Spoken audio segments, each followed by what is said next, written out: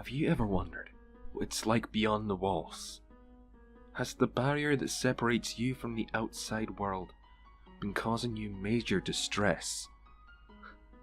Well, worry no more, because we're taking a trip to the other side to see what delights we can find.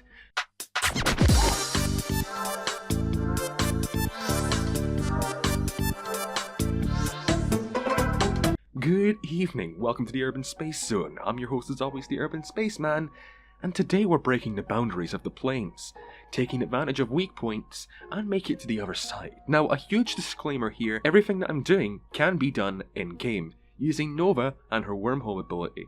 There's no outside source. Anything that I do, you can do as well.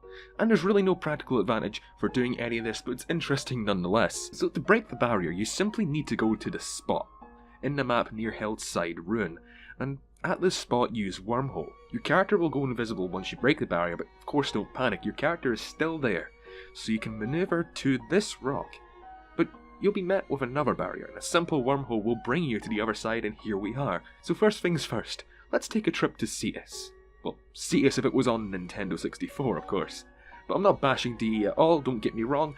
It only makes sense to simplify Cetus, so it's much less intensive on the host's connection, and it frees up a lot more assets for the planes to use.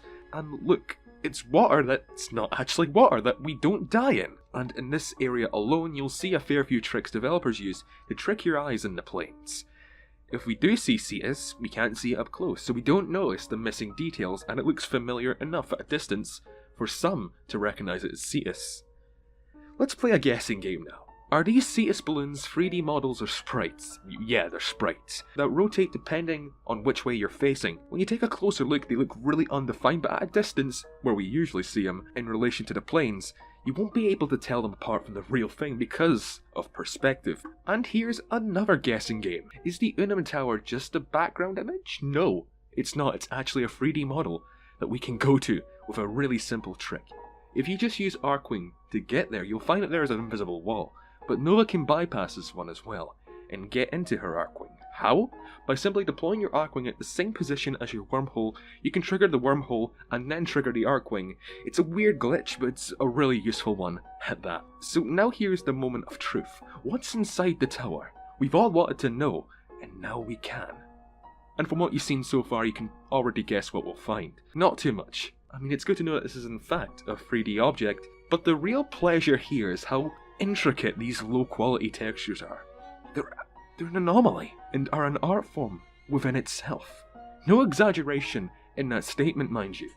If it was one solid colour, then it would be really underwhelming, but that's not the case. I mean, just look at some of the designs right now. I mean, you wouldn't expect this to be the case, but it is. And one of my favourite parts is the fog. It makes the building transparent, and you can see how vast and wide the landscape of the planes are. And after this video, I don't know how long this glitch will be in for, so if you really want to see what simple, low-quality textures look in their most beautiful form, then this is the place for you, but we have to move on now. There's still a lot to show, but not on this side. We need to go back to the bottom right-hand corner at this area and use the Wormhole and the Archwing bug, and travel just so we can bypass the barrier and make it to the other side. And you'll notice that there are a lot of mountains, but don't be fooled, my friend. You will go straight through these mountains if you're not careful and fall off the edge, and suffer an excruciatingly long fall that would make Humpty Dumpty shatter into dust. But alternatively, even if you have an Archwing equipped, you will still fall, no matter where you're going. Just remember, mind the gap.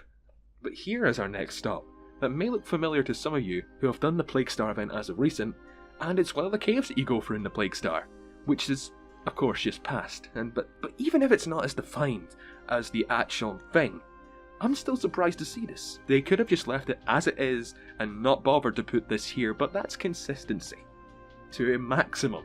And even though it might not be as detailed, I still like it. The attention to detail. Anyways, this is one of the only instances where you'll be able to walk on water, like the Lord RNGesus himself.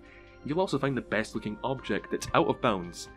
A sentient body part, of course, which makes a terrorist's dream of ever becoming whole again impossible. When you travel further, you'll find multiple uncollidable mountains and more invisible walls, and some very interesting water effects that can make for a really interesting background, and a singular pond. And you might be wondering, can I fish in this? And the answer is, yes, you can fish in this. There's really no advantage to fishing in this, because fishes hardly ever spawn in it, but you can. There's no secret fish, nothing like that. You only get mortis lungfish from what I've seen. And yeah, that's really surprising to me. I honestly thought that if it was out of bounds, you wouldn't be able to fish in there, but hey, it's something that's very interesting in my opinion. And our final task is to see if we can get to that halo-looking structure in the background. So are you ready? Let's go.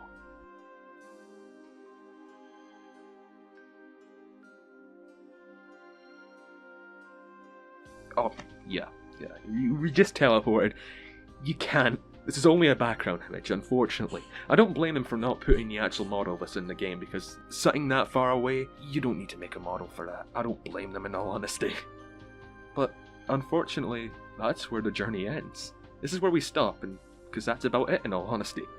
It's really interesting to see some of the tricks that are used to create the illusion that more is beyond the border. And let's be honest, if there was nothing more than land and no trippy imagery, then would it all be worth? No, in my opinion. One of the most amazing parts in any game is to break the boundaries, because it symbolizes something.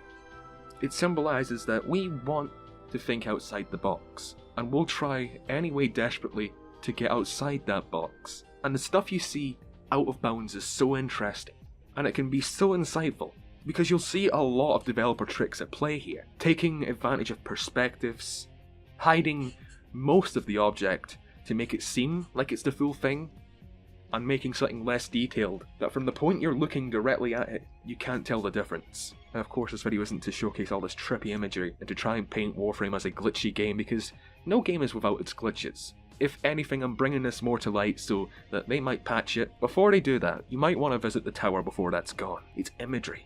The things that you see in that tower are just so damn amazing. I recommend anyone to go inside the tower if they want a good background for their desktop. But anyways, this is the Urban Spaceman.